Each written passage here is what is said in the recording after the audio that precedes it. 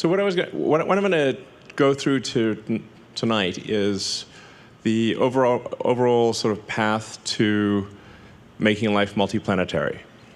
So we're doing a lot of good things at SpaceX. I mean, Starlink is incredible, providing connectivity throughout the world, and also, paying for a lot of what we're doing here.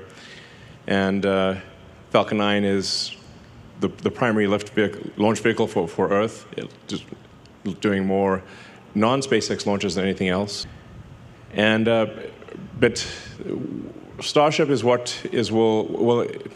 Starship is the first design of a rocket that is actually capable of making life multiplanetary, where success is one of the possible outcomes. No rocket before this has had the potential to extend life to another planet.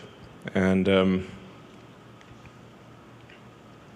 I'll sort of wax esoteric here for a minute, because this may sound sort of unusual, but when you think about the question of where are the aliens, which I get asked a lot, this is like the Fermi paradox. Where are the aliens?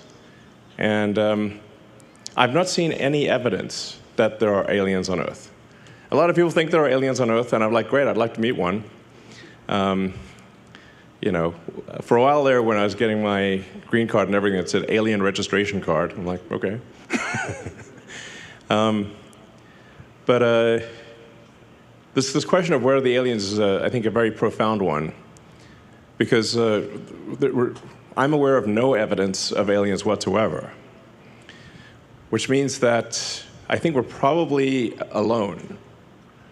And if you look at the history of Earth, like how long has Earth been around? Assuming that physics is correct, the universe is about 13.8 billion years old. Earth is about 4.5 billion years old. When you think about how old is civilization, I think the right measuring point for civilization, in my view, or a good measuring point, would be the advent of writing. So the first writing is generally considered to be the ancient Sumerians. Where are they now? They died out. But about 5,500 years ago, it was archaic pre-cuneiform. In fact, I suggest it's like an interesting rabbit hole to read about the history of writing. So if you consider, say, like, okay, civilization, I think if you don't have writing, you kind of need writing for civilization. So it's only been around for like a little over 5,000 years out of 4.5 billion years that Earth has been around, and the 13.8 billion years of the universe. So all of human civilization is basically the blink of an eye. It's like just a fraction. It's nothing. And I think that probably means that consciousness is incredibly rare. And perhaps fleeting. It may not last for very long. Because otherwise I think we would have seen aliens, some kind of sign of aliens. I think the most likely explanation is that consciousness is so rare that and does that consciousness actually extend to another planet? Does that consciousness extend to another star system? I mean, ultimately, if we're able to become a spacefaring civilization, a multi-planet species, and ultimately a multi-stellar species, and go out there and explore all these star systems, I think we may find that there are many long-dead one-planet civilizations. And as you've heard me say before, we don't want to be one of those lame one-planet civilizations.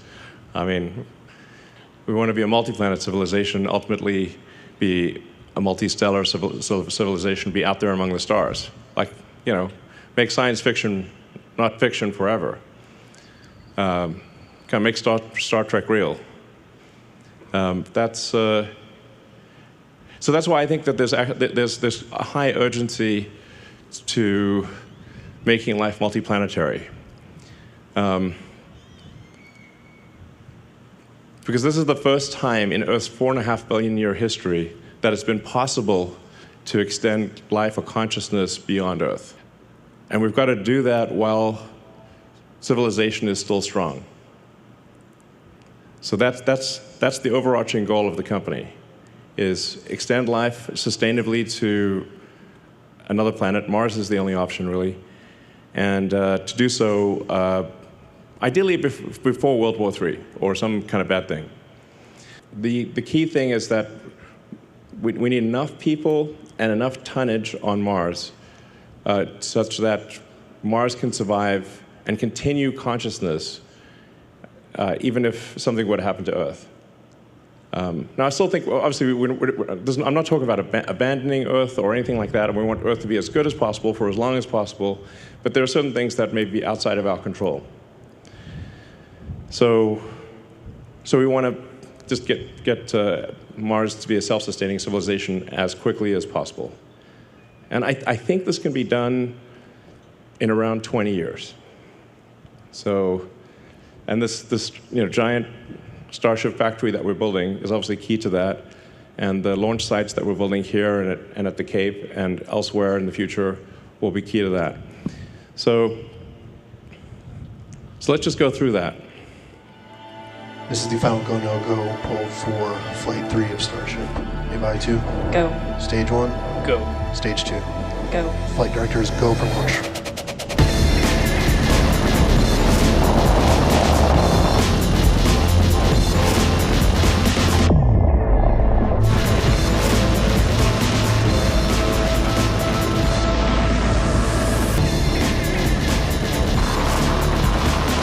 We have liftoff.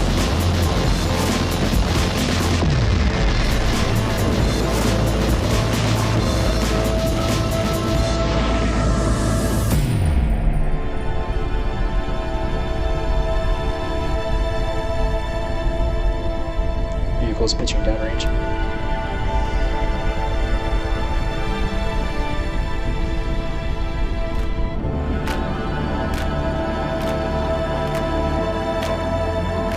Next cue. Vehicles supersonic.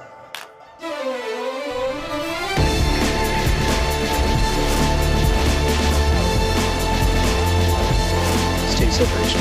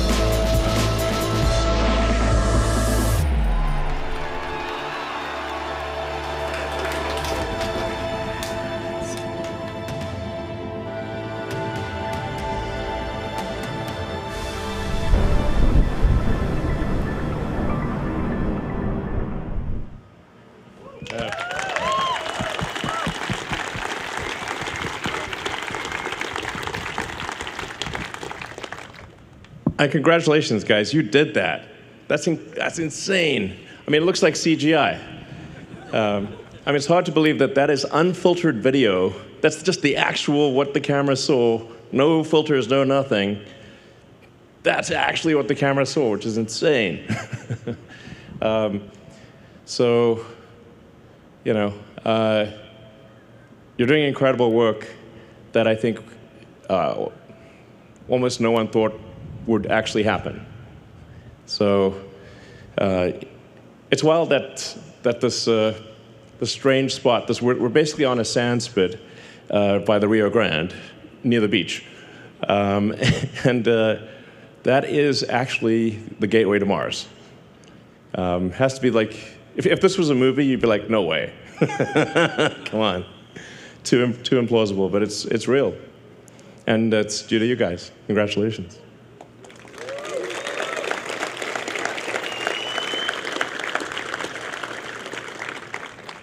This is the side-by-side of the 3 flights.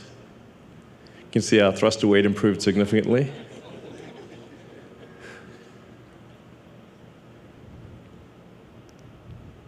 So we've made tremendous progress from Flight 1 to Flight 2 to Flight 3. And we got Flight 4 coming up in about a month or so. And with Flight 4, we should, if we get, if fate smiles upon us, we'll get through the high heating regime and smash into the ocean at a controlled spot. And then hopefully be able to also do this with the booster, land on essentially a virtual tower. If the landing on the virtual tower with the booster works, then we will actually try with Flight 5 to come back and land on the tower. Yeah.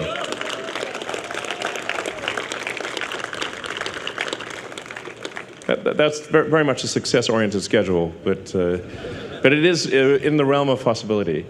But I would say, like, the odds of us actually being able to catch the booster with the Mechazilla arms this year, I don't want to tempt fate, knock on wood, but I think the odds of actually catching the booster with the tower, probably like 80, 90% this year. Which is insane. Like, actually, when we first talked about it, it sounded so batshit crazy.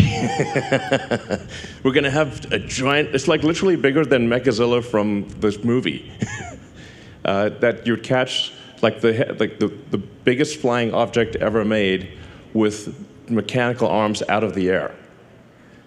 But we're going to do it. So, yeah. It may not work, necessarily the first time, but it will work. So really, Starship is really the key to making life multiplanetary and preserving the light of consciousness. That's what it's all about. And it may end up being the most important thing that we ever do. I think that like the light of consciousness is like this tiny candle in a vast darkness, and that candle has only been lit for a very short time, and it could easily go out. So we obviously want to preserve the tiny light of consciousness on Earth, but extend it to Mars, and then ultimately to the rest of the solar system, and then start going to other star systems. And I won't be alive to see that, but unless I'm like frozen or something, I don't know. But I think at some point we will discover many civilizations that maybe lasted 1 million years, or 2 million years, or 10 million years. But a civilization that lasted 1 million years, which would be, vastly longer than our civilization has lasted. That's only the third decimal point, so like 13.8 billion something years. If your civilization lasts 1 million years, it's only goes, that third digit past the decimal point goes up 1, and that's 1 million years. So, I'd say, like, we should think of, like, how do we make civilization last 1 million years? We often get caught up in, like, the day-to-day things, but we want to have at least 1 million-year civilization, if not 100 million-year civilization, or 1 billion-year civilization. So, absolutely crucial to that goal is becoming a multi-planet species. People often ask why Mars. Well, there's not a lot of options, frankly. So, if Venus is a superheated, high-pressure acid bath. So, not what you don't want to go to Venus. And then the Moon is close, but it doesn't have an atmosphere. The gravity is only 1/6 that of Earth, and it's missing a lot of key resources. So, also the insulating value of the Moon relative to Mars is much less. So if there's something that takes out Earth, like let's say there's a World War III, global thermonuclear warfare, they'll probably throw a few nukes at the Moon. So whereas it's way harder to shoot Mars with nuclear. And Mars would see it coming and probably have some time to stop the inbound missiles. So the value of Mars, the difficult or the distance and time required to get to Mars actually has an insulating benefit for the continuation of consciousness, even if there's something terrible happens on Earth. And then once we go beyond Mars, there's some asteroids like Ceres, some of the moons of Jupiter. Starship would ultimately be capable of reaching anywhere in the solar system. And then we'll need something, a new level of technology to go to other star systems. But if we can't at least get to Mars, then other star systems are hopeless. I mean, it's a fixer-upper of a planet. Okay, it needs some work, but it is. It's really the only option for becoming multiplanetary. And long term, we can warm up Mars, and we can densify the atmosphere, and there'd be a liquid ocean on about 40% of the surface. So we could make it an Earth-like planet long term. So let's see.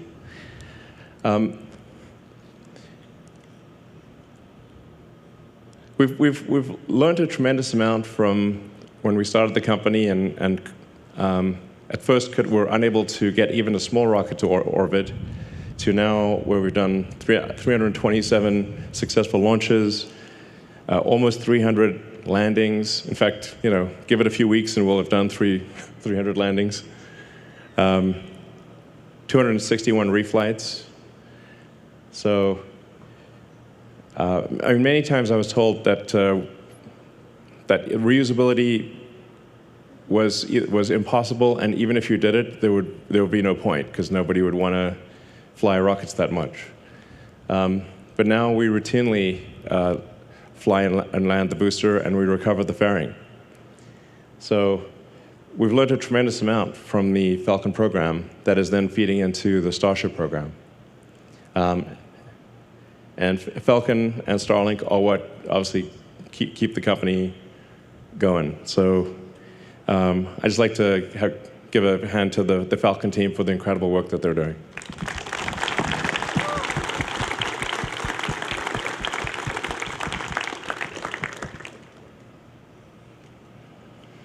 And then Dragon. Wow, 45 launches of Dragon. It's amazing. And we've flown 50 crew members to orbit, 46 to the space station, and everyone has come home safely, which is the most important thing. So, incredible work by the Dragon team. So let's give them a hand. That was couldn't ask for a better outcome.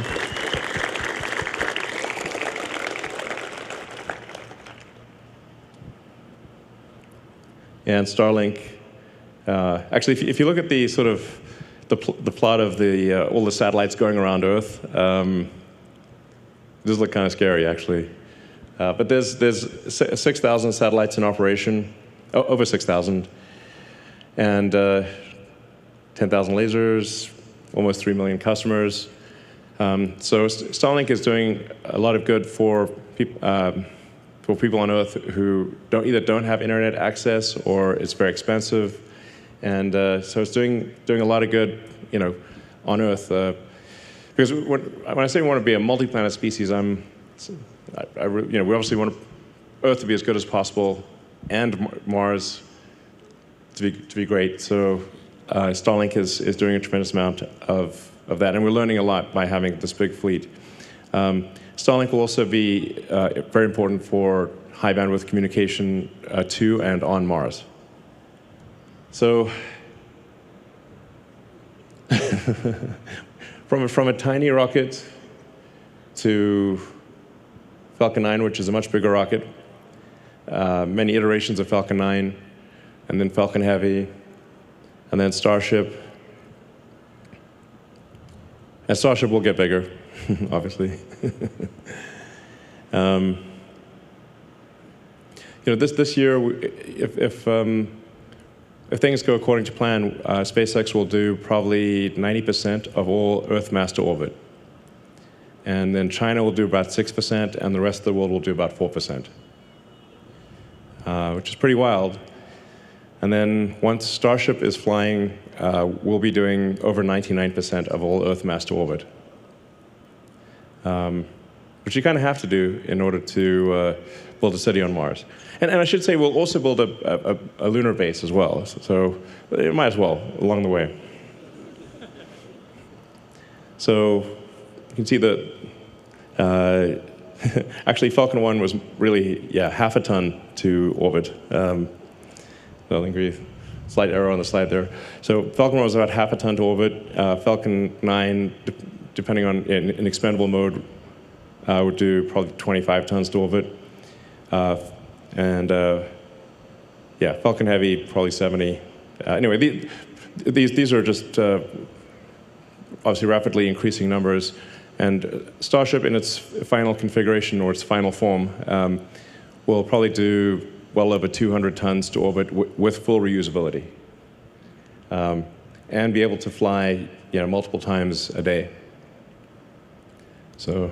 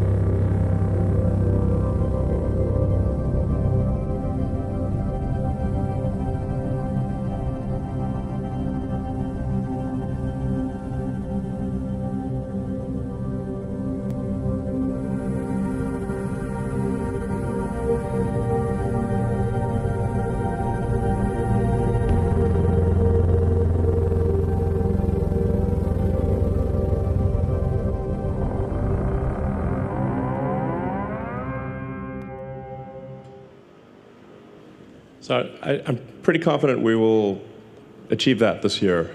Like I said, probably 80–90% this year. And then there's recovering and reusing the ship. The ship will take longer.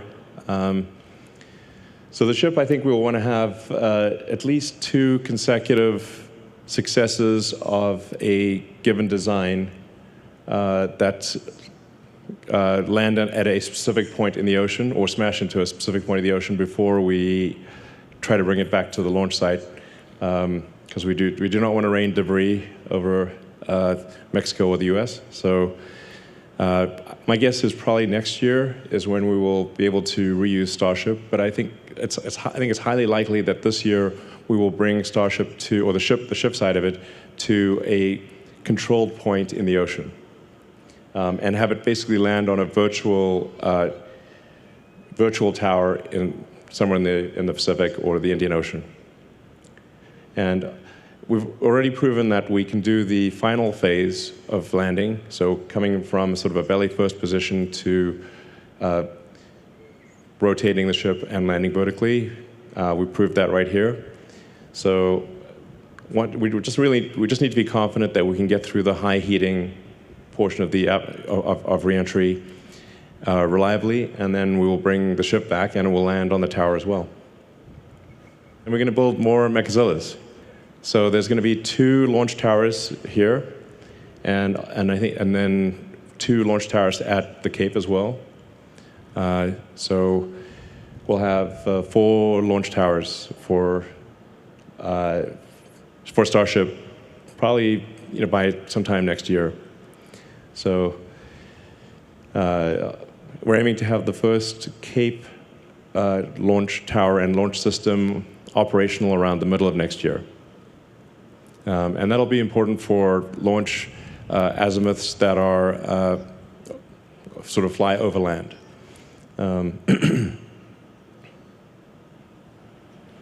So I think what we should probably expect is that we do the kind of the development launches here, test anything new here, build the rockets, and then probably most of the operational launches would be from the Cape.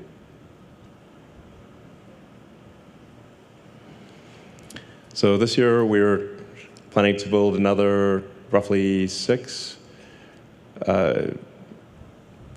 boosters and ships, and that production rate will increase a lot next year. That's why we're building the giant factory. Ultimately, we'll need to build a lot more ships than boosters, especially for Mars, because you'll actually want to use the ship, take apart the ship and use it for raw materials on Mars. Because the ship materials will be so valuable, most of the ships you wouldn't want to bring back. You'd want to just use them for raw materials. Eventually, we will want to bring ships back, and I think we want to give people the option of coming back because they're more likely to want to go if there's some option of coming back. But I think most of the people that go to Mars will probably never come back to Earth. So, and we'll need to ramp production to pretty high numbers. Like, I think ultimately probably a ship multiple ships per day, basically. And then next year we're aiming to demonstrate ship-to-ship propellant transfer. It's hard to make this not look a little bit naughty, because it's 2 ships connecting and doing a fluid transfer. It's just what it is. But this is actually a very important step on going to Mars, because you need to get the ship to orbit and then do orbital refueling, kind of like aerial refueling, and that's really you'll need about 5 or 6 refilling missions for every 1 mission that goes to Mars. So roughly 5 to 1. So, and this will also be very important for the Artemis program for the NASA to get back to the moon. So we'll want to have a ship that is, it's going to be a specialized ship for the moon, like this. So the moon, obviously, there's no mechazilla, so we need landing legs. And you don't need a heat shield, and you don't need flaps, because there's no atmosphere. So the moon ship would be specialized. Now, ultimately, I think we want to build a moon base Alpha, and have a permanently occupied base on the moon. Like, that would be super exciting. And so you'd have a bunch of ships that are specialized for going to and from the moon, but they never come back to, they never land back on Earth. They just would dock with propellant tankers to get orbital refilling. So in terms of performance, we've made dramatic progress on every level for Starship. It's remarkable that you can see the Raptor engines and how it has evolved from, optimistically 185 tons to 280, and I think ultimately the booster engines will aim to get the booster engines over 330 tons of thrust, which would mean 10,000 tons of total thrust at liftoff. So, and then the Raptor 3 also will not need a heat shield. So Raptor 3 looks very simple, and it is actually simplified in a lot of ways. But a lot of the complexity is hidden because we have integral cooling channels in many parts of the engine that don't exist in Raptor 2. So in order to not have a heat shield, it has to be very resilient. But that is actually what Raptor 3 would look like. Raptor 3 looks like it's missing a bunch of parts. But actually, those parts have either been deleted or they've been integrated into the system, and like I said, with integral cooling channels. And where you need secondary plumbing, the secondary plumbing has also been integrated into the pump and into the chamber jacket, and so it's much simpler. Well, it's actually extremely difficult to build Raptor 3, but but it will be easy to integrate and will have higher performance and lower total mass, and be more reliable. So.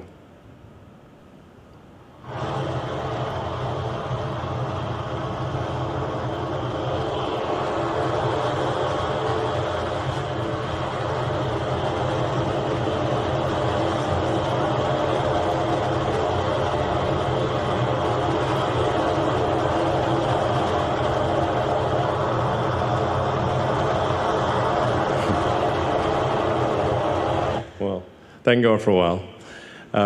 So I find it interesting to look at if you look at the flame tail on Starship and how long it is. It's a very long flame tail, which is due to the fact that the chamber pressure, well, it's just outputting a lot more gas at a higher velocity. But I think the flame tail is like maybe 1,000 feet long. It's like more than twice the length of the rocket. And that will actually get, as we increase the thrust, that will get longer. So, yeah. And inevitably, the rocket grows in height. So Starship 2, we're aiming for, like currently Flight 3 would be around 40 or 50 tons to orbit. So the current design, Starship 2 will be over 100 tons. And then Starship 3 will be over 200 tons. It's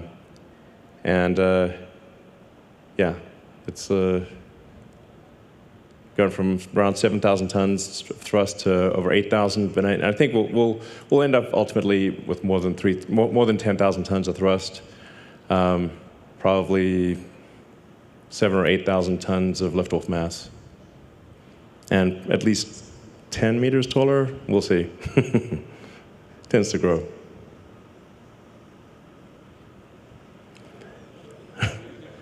Yeah, exactly. So it probably grows a bit more than that, even really. So if you look at Falcon 9, we're not going to do the length to diameter of Falcon 9. That would be crazy. But Falcon 9 is a very long rocket,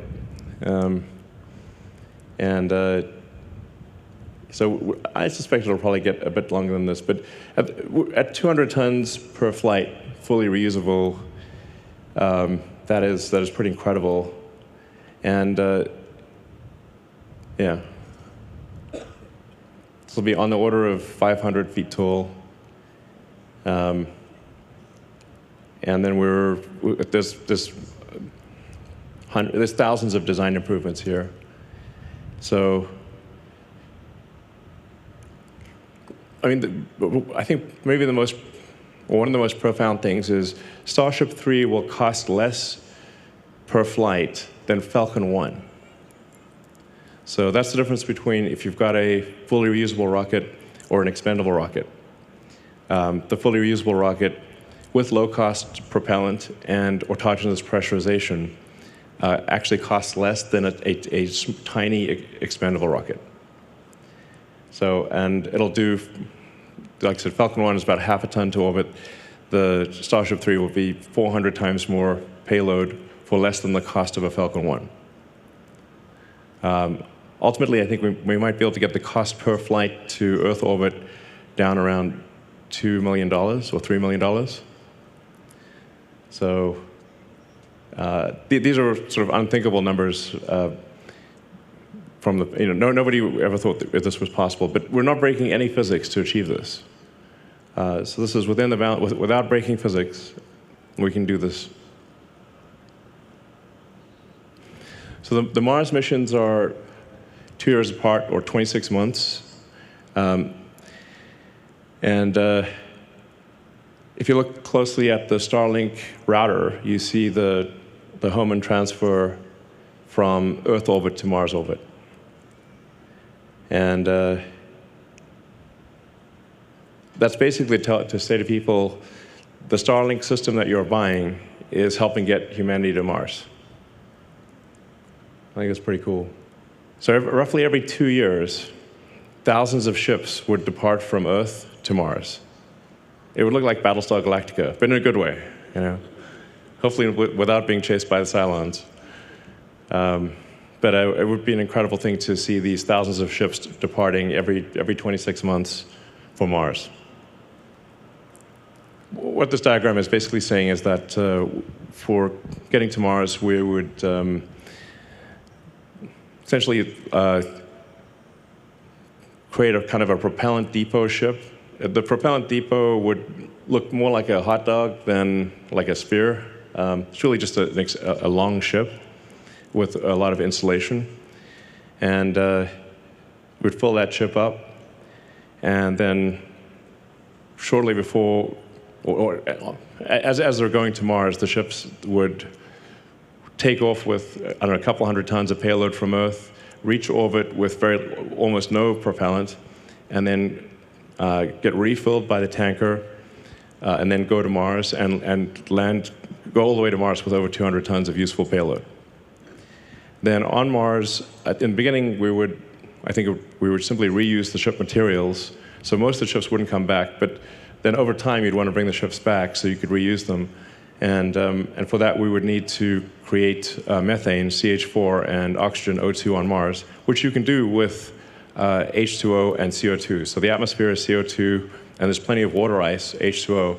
And so it's kind of like tailor-made for, well, actually, the reason we have a methane oxygen system is because you can make methane and oxygen on Mars fairly easily, like not just not a total walk in the park, but the ingredients are readily available to create methane and oxygen on Mars.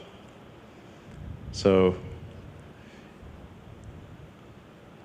you build a propellant depot and bring the ships back, and build out, as quickly as possible, a self-sustaining civilization on Mars. And we want to get the cost of going to Mars such that almost anyone could afford it. So, like if somebody were to just work hard on Earth, save up, and that they'd be able to go to Mars. So it's like anyone, ideally, almost anyone could go to Mars. And I think you'll see a lot of governments also sponsor people, and ultimately we'll want to get, so there's kind of an optimal landing zone on Mars where you have resources, so you've got access to water or frozen water, that you're not too close to the poles, so you can use solar power. It would be nice to use nuclear. I don't know if we'll get the approval, but nuclear would be very handy on Mars because you can use the heat, and you can generate electricity. So, and then you kind of want to be about 2 kilometers below sea level. So if Mars did have an ocean, you'd actually be quite deep in the ocean, at least at first. Yeah, so let's see. That's Mars. Kind of want to land about halfway between the pole and the equator, in a kind of a deep area of Mars. The deeper it is, the more you can use the atmosphere to brake, and the atmospheric density is higher. So these are all the things that would have to be developed. Sometimes people ask me, are we developing these things? I'm like, not yet, because this is the cart, and we need the horse first. So the rocket is the horse, and then this is the cart. But ultimately, we'll need all these things: lots of power generation, mining in general, ice mining, propellant production, long-duration life support, a lot of construction, and then global communication. So I think this would open up a lot of opportunities for entrepreneurs that want to create things on Mars, whether that is a propellant. Well, I think we'll have to do the propellant depot, but whether it's like iron ore refining or a pizza joint or a bar, there'll be an opportunity to do all the things that we like on Earth on Mars. Like a Mars bar would be, yeah. Great. So I think probably a rough order of magnitude guess for what you need, how many people do you need for a self-sustaining city is about 1 million, and several million tons of cargo. So, yeah, which we can do, and we can do this in 20 years. But like I said, in order for it to be self-sustaining, you actually need the entire base of industry. You can't be missing any element. So that's really what's going to take a while is, do you have everything you need to survive on Mars? At that point, the future of consciousness is assured. So if you do 10 launches a day at 200 tons per launch, 1.5 million tons to LEO per opportunity, you net that out to 250,000 tons to Mars per opportunity. So that means you can get to 1 million tons in about 8 years, since the opportunities are 2 years apart. So I think this is pretty doable, and I'm like, we're actually going to do this. Are we? Well, we are actually going to do it, which is insane to think. So, millions of tons to Mars. Yeah. Wild. And we're going to build a lot of vehicles. So, yeah, several thousand vehicles per year is what we'll need. Which really quite doable, actually. It sounds like a lot, but it's very doable. Yeah, if you compare it to sort of car production, it's a small number. Of course, this is much bigger than a car, but even if you look at the total tonnage, it's still very doable to build several thousand vehicles a year. So that's what we need to do, and we're going to do it. And then long term, we'll probably have some offshore launch sites.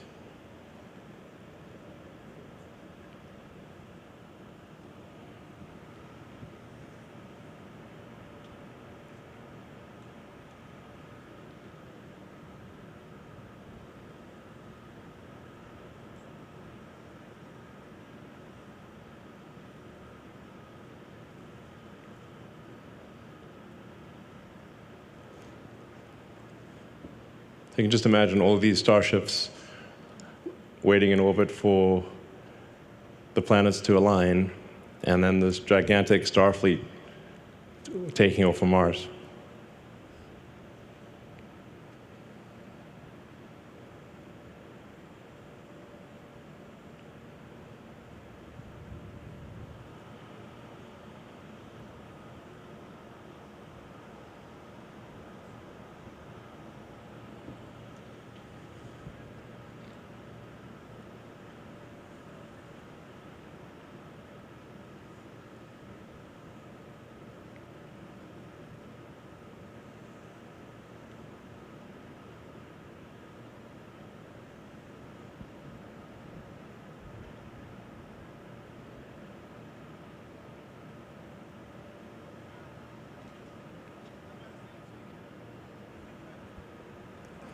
All right, so we're actually going to do this. When you think about where this started out, this was literally just like a sandbar where we're standing right now. And now look at what we've done here.